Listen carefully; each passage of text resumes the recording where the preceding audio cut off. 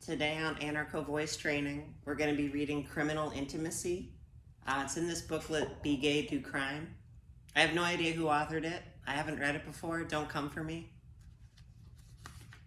It opens with a quote from Patti Smith. Because the night belongs to lovers, because the night belongs to us. On deadness. To live in this culture is to be dead, bare. Deadness is the effect and the aspiration of dominant social membership. It is the social relationship wherein life is reduced to exchange and capital. It is everywhere, and those walking the streets without ever meeting the eyes of another, in the exchanges of service work, in the aisles of a department store, in the pews of church.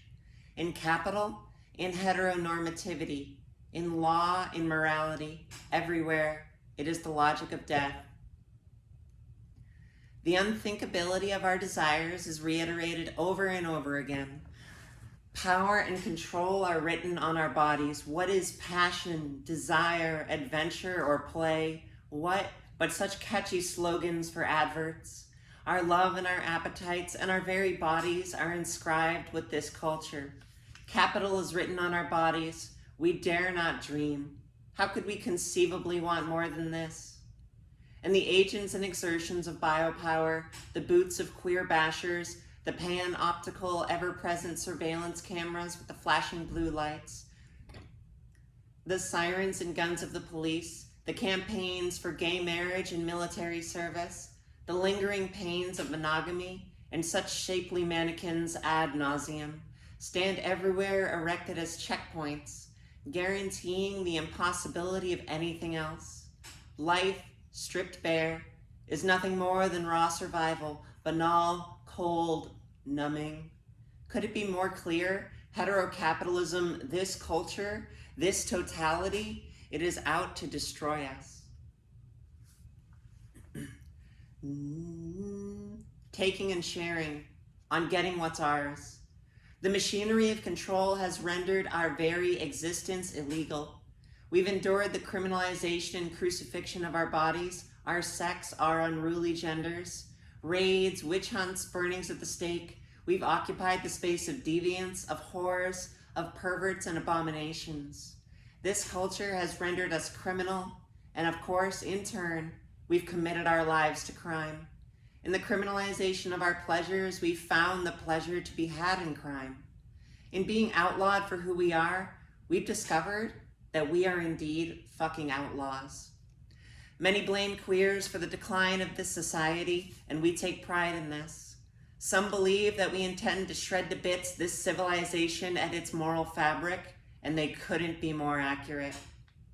We're often described as depraved, decadent, and revolting, but oh, they ain't seen nothing yet. Let's be explicit. We are criminal queer anarchists, and this world is not and can never be enough for us. We want to annihilate bourgeois morality and make ruins of this world. We're here to destroy what is destroying us. Let's be speaking of revolt. We are tracing the lineage of our queer criminality and charting the demise of the social order. And oh, the nectar from which we drink. Lesbian pirates raging the seas, queer rioters setting cop cars ablaze, sex parties amidst the decay of industrialism, bank robbers wearing pink triangles, mutual aid networks among sex workers and thieves, gang of tranny fags bashing the fuck back. We've been assured that each day would be our last. As such, we've chosen to live as if every day is. In turn, we promise that the existence days are numbered. In our revolt, we are developing a form of play. These are our experiments with autonomy, power, and force. We haven't paid for anything. We're wearing and we rarely pay for food. We steal from our jobs and turn tricks to get by. We fuck in public and have never come harder. We swap tips and scams amid gossip and foreplay. We've looted the shit out of places and delight in sharing the booty. We wreck things at home and hold hands and skip all the way home. We are ever growing our informal support structures and will always have each other's backs. In our orgies, riots, and heists, We are articulating the collectivity of and deepening these raptures.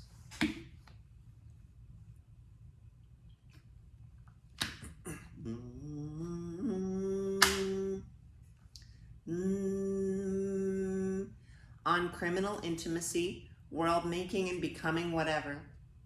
The ecstasy and electricity of crime is undeniable. We've felt the sweetest adrenaline rushes as we've dashed from security and blown each other on the bus, and nothing offers up the feeling of being alive more than the weight of a hammer through the facade of capital. Crime helps me get out of bed every morning. We queers and other insurgents have developed what good folks might call a criminal intimacy.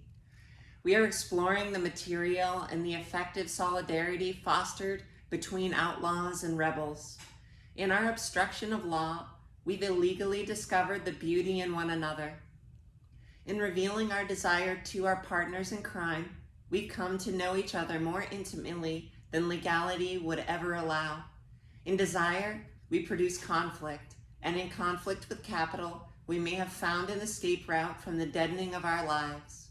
Our gang's discourse is conflict. The real power expressed in our crimes isn't in the damage caused to our enemies or even in the various improvements of our material conditions, though we take pleasure in both. The power we express is in the empowerments and relationships we're creating. In our sex and our attack, when we pull down our masks and share our cache of bricks, we are expanding the possibilities of our affinity. In our crime, we create dynamic new relationships of criminal intimacies. In these possibilities, we are learning how we might, together, reduce this world to rubble.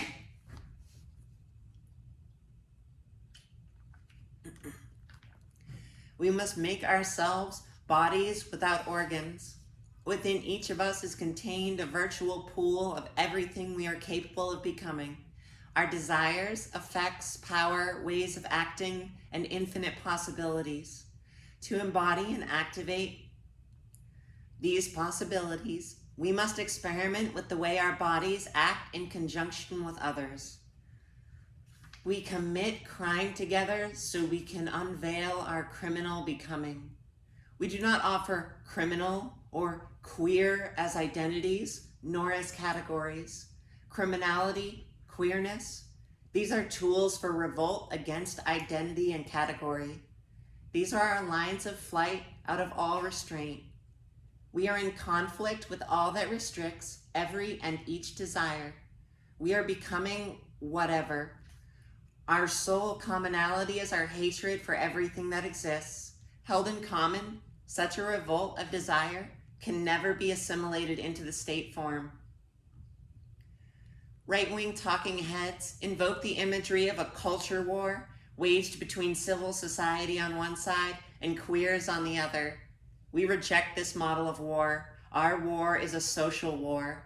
The nexus of domination and class society is everywhere, yet everywhere too are ruptures and points of conflict. In these fissures we exist in rebellion. We, queers, criminals, whatever.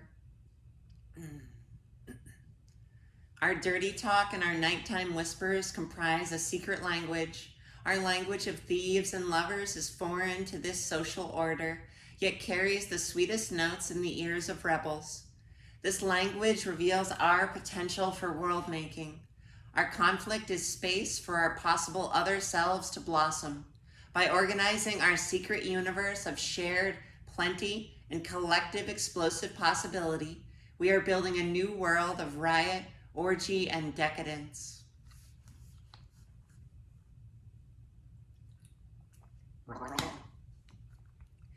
A convict's clothes are striped pink and white. Though it wasn't my heart's bidding that I chose the universe wherein I delight, I have at least the power of finding therein the many meanings I wish to find. There is a close relationship between flowers and convicts.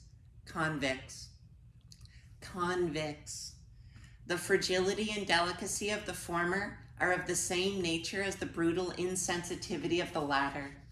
Should I have to portray a convict or a criminal, I shall bedeck her with flowers, that as she disappears beneath them, she will herself become a flower, a gigantic and new one, toward what is known as evil. I have, for love's sake, pursued an adventure which led me to prison. Those doomed to evil, of their own volition, or owing to an accident which has been chosen for them, they plunge lucidly and without complaining into a reproachful, ignominious element, lie that into which love, if it is profound, hurls human beings. Erotic play discloses a nameless world which is revealed by the nocturnal language of lovers. Such language is not written down.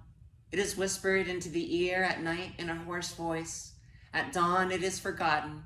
Repudiating the virtues of our world, criminals hopelessly agree to organize a forbidden universe. They agree to live in it. The air there is nauseating. They can breathe it, but criminals are remote from you. As in love, they turn away and turn me away from the world and its laws. There smells of sweat, sperm, and blood. In short, to my body and my thirsty soul, it offers devotion. It was because it contained these erotic conditions that I was bent on evil. I do not want to conceal in this journal the other reasons which made me a thief. With fanatical care, jealous care, I prepared for my adventure as one arranges a couch or a room for love. I was hot for crime. All right, the one tomorrow is going to be horror theory. Stay autonomous.